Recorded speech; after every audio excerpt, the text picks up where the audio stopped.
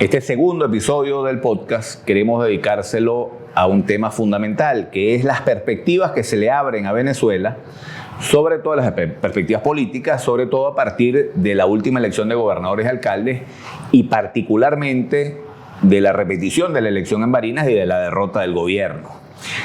Esa derrota en Barinas tiene un valor simbólico enorme.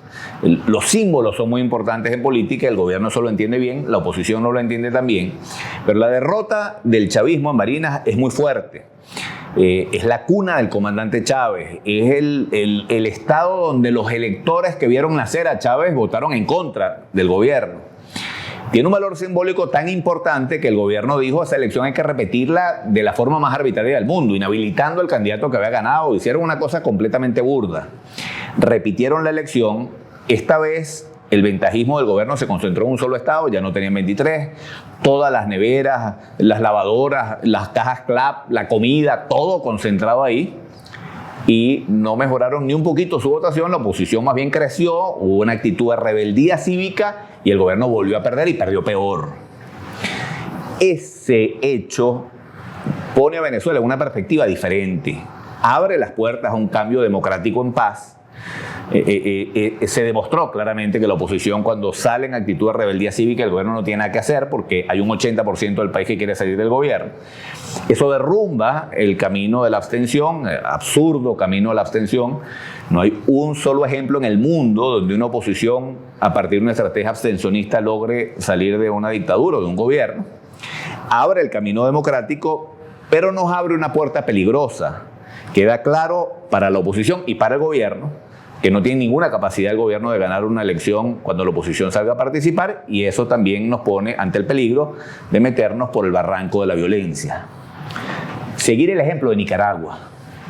Yo quiero explicar esto en este episodio del podcast, quiero explicar a lo que me refiero. Esto es un tema importante porque la perspectiva de lo que va a pasar en Venezuela depende de cuál es la posición que se asuma. Cualquiera podía prever que el gobierno, en la repetición de las elecciones en Barinas, no iba a perder esa elección de ninguna manera. Y iban a incurrir en violencia, utilizar la Fuerza Armada, los colectivos, pero iban a arrebatar eso como fuera. Cualquiera podía prever eso porque se estaban jugando mucho. El comportamiento del chavismo fue exactamente el contrario. Es decir, hubo un comportamiento más allá del ventajismo desde el punto de vista democrático ejemplar. El CNE hizo lo que tenía que hacer correctamente, la Fuerza Armada también, no hubo violencia en ese proceso, y el candidato oficialista no solo reconoció el triunfo, llamó al candidato que lo derrotó para felicitarlo antes de que el CNE emitiera ni siquiera el primer boletín. Eso no había pasado nunca antes, ni cuando ganaba la oposición, ni cuando ganaba el gobierno tampoco. Es decir, fue la mejor versión del chavismo la que vimos en Barinas. Podemos también ver la peor. Es decir, la versión del chavismo de Nicaragua. ¿De qué depende esto? Una dictadura se mantiene en el poder porque hay una coalición de fuerzas que le da soporte, que es mayor que la coalición de fuerzas que lo quiere desplazar. Es decir, cuando tú tienes un gobierno que es minoría, que hay una mayoría que lo quiere desplazar, pero ese gobierno tiene el apoyo institucional de la Fuerza Armada, del CNE, de los tribunales, de todos los organismos del Estado, de la violencia, ese gobierno se puede permanecer en el poder por largo tiempo y puede permanecer más allá de sanciones y de que la comunidad internacional esté en contra. Y está el ejemplo de Corea y de Cuba y de Nicaragua, se mantienen en el poder a la fuerza. Las dictaduras caen cuando esa coalición de fuerzas se quiebra. Ese quiebre no tiene que producirse por violencia. Hay muchos casos, es más, la mayoría de los casos no se produce por violencia. Pinochet en Chile, como cumple visito pensando que lo iba a ganar. La oposición se organizó, trabajó, construyó un mensaje, construyó una mayoría, ganó, Pinochet lo quería desconocer y los propios militares, amigos de Pinochet, que eran los que sostenían esa dictadura, se quebraron y terminó Pinochet entendiendo que ya no podía sostener aquello y él terminó liderando la oposición pacíficamente. Si no fue que hubo un quiebre violento. Lo mismo ha pasado en Sudáfrica, por ejemplo. El régimen de Sudáfrica, hubo gente en el régimen que empezó a decir ya esto no se puede sostener. Y se fueron quebrando y fueron facilitando y fueron creando un ambiente adentro que obligó a los más duros a tener que ceder y terminaron yendo a un proceso democrático. Entonces, las dictaduras caen cuando la coalición de fuerzas que le da soporte se quiebra. En el 2015, con el espectacular triunfo que tuvo la oposición en esa elección, donde ganamos 2/3 partes de la Asamblea Nacional, la coalición del gobierno se estaba quebrando. Se estaba quebrando claramente. Yo en ese momento era diputado de la Asamblea Nacional y habían diputados que te decían abiertamente: esto no hay manera de sostenerlo, ya no somos capaces de ganar una elección más nunca. Es decir, la mayoría de la oposición que se manifestó en esa elección era muy fuerte. Esas son las cosas que generan quiebre en la coalición dominante. ¿Por qué no se terminó de producir el quiebre? Yo recuerdo un discurso de Henry Ramos estrenándose como presidente de la Asamblea Nacional, donde él dijo: por ahí hay una magistrada mandándome papelitos por debajo de la mesa para hacerse perdonar sus fechorías. Qué equivocada está. Esa era una magistrada que se estaba quebrando. Ella y varios magistrados más, y jueces, y diputados, y gobernadores. Cuando Henry Ramos dice eso con todas las cámaras de televisión enfrente y la expone de esa manera, esa mujer dijo: esto no es contra Maduro, aquí iban a venir por mí. Bueno, se lo estaba diciendo expresamente. Lo dijo ella, lo dijeron todos los magistrados y toda la coalición dominante dijo: esto no es un tema contra Maduro, aquí van a venir por todos nosotros. Y lo que hizo la coalición dominante fue compactarse otra vez. Hubo otro episodio, más o menos en la misma dirección, donde Henry Ramos bajó las fotos de Chávez con un discurso agresivo y respetuoso, diciendo: manden eso para el aseo urbano. Es decir, el discurso era un discurso agresivo. ¿Cuál era el mensaje que estaba transmitiéndole a la coalición dominante? Oye, no se quiebren, compáctense y manténganse unidos porque van a ir por la cabeza de ustedes. Si Henry Ramos hubiera bajado esas fotos, que había que bajarlas, y hubiera dicho: entréguenle estas fotos a Héctor Rodríguez, jefe de la fracción del PSUV, para que las ponga en las casas del PSUV, que es donde tienen que estar. Yo no quiero fotos aquí de Hugo Chávez, ni de Rómulo Betancourt, ni de Maduro, ni mías. Yo quiero en esta Asamblea Nacional que acabamos de ganar los símbolos que unen a los venezolanos. Yo quiero aquí el escudo, la bandera, el himno nacional y la foto del Libertador. Yo quiero que el país entienda que nosotros vinimos aquí a la Asamblea a unir al país, a trabajar por solucionar los problemas de los venezolanos, a sacar a Venezuela de esta crisis para que podamos superar los problemas. Si ese hubiera sido el discurso de Henry Ramos, hubiera terminado con la banda presidencial, la coalición del gobierno se hubiera quebrado. Ahora, el discurso fue un discurso en el cual transmitió claramente: aquí vamos por todos ustedes. Bueno, eso se compactó otra vez y se cerró. ¿Qué se tiene que hacer en Venezuela para quebrar la coalición dominante? Yo quiero poner un ejemplo que está trillado, pero es un ejemplo que viene a explicar claramente lo que quiero transmitir. El ejemplo es demasiado claro. ¿Qué es el proceso de transición en Sudáfrica? Allá había una coalición dominante en circunstancias muy difíciles. Era el 20% de la minoría blanca que gobernaba un país con 80% de negros que eran completamente discriminados. En ese sistema, los negros no podían votar. Si los negros votaban, pues iban a elegir un presidente negro y no participaban en política. Era una minoría blanca que controlaba todo y que disfrutaba además de todo lo bueno que tenía el país, mientras el 80% estaba segregado en una situación infrahumana.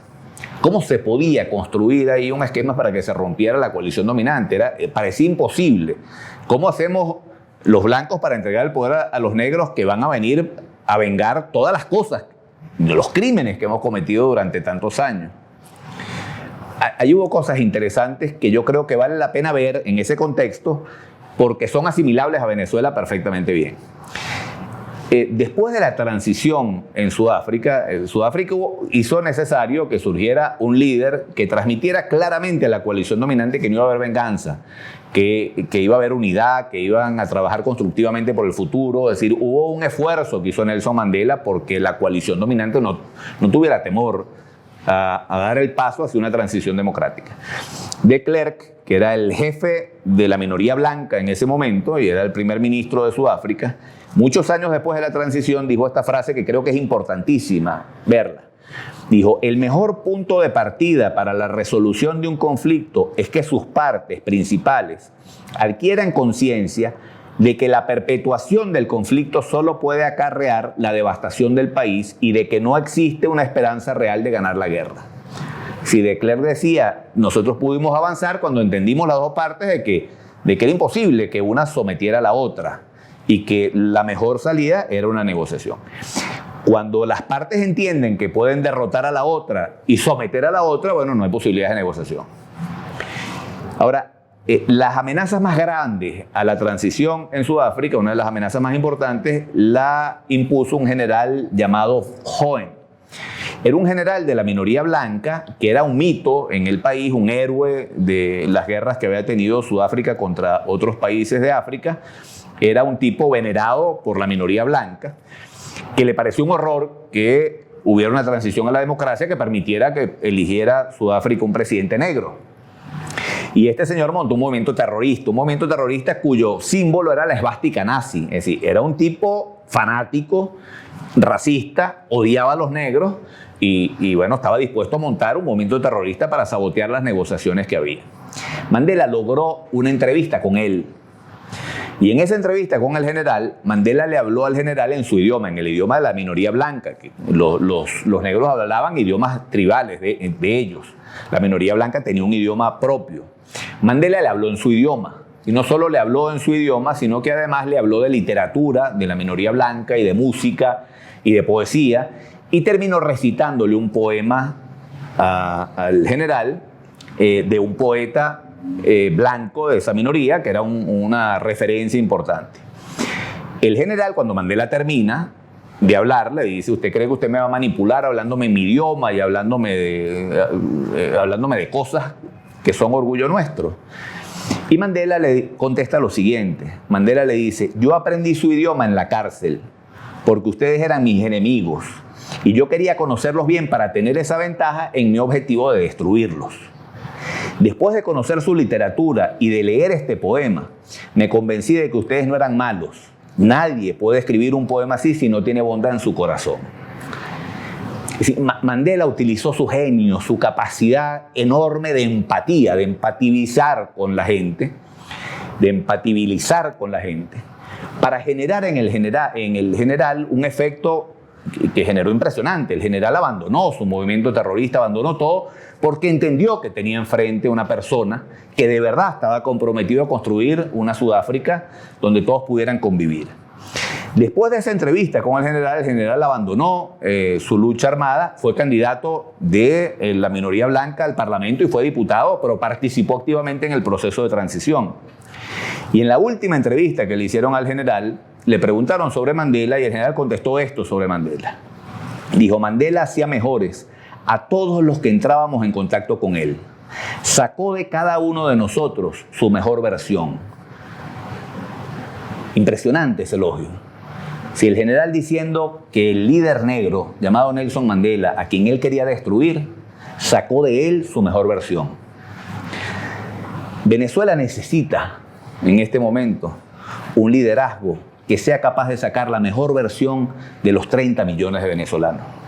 Un liderazgo que invite a la unidad de Venezuela, que ponga por encima las diferencias políticas, que nos invite a soñar con un país mejor, que nos invite a construir un país donde todos tengamos oportunidades, donde no haya revancha, donde no haya enemigos, donde nos miremos todos como hormigas de una misma cueva.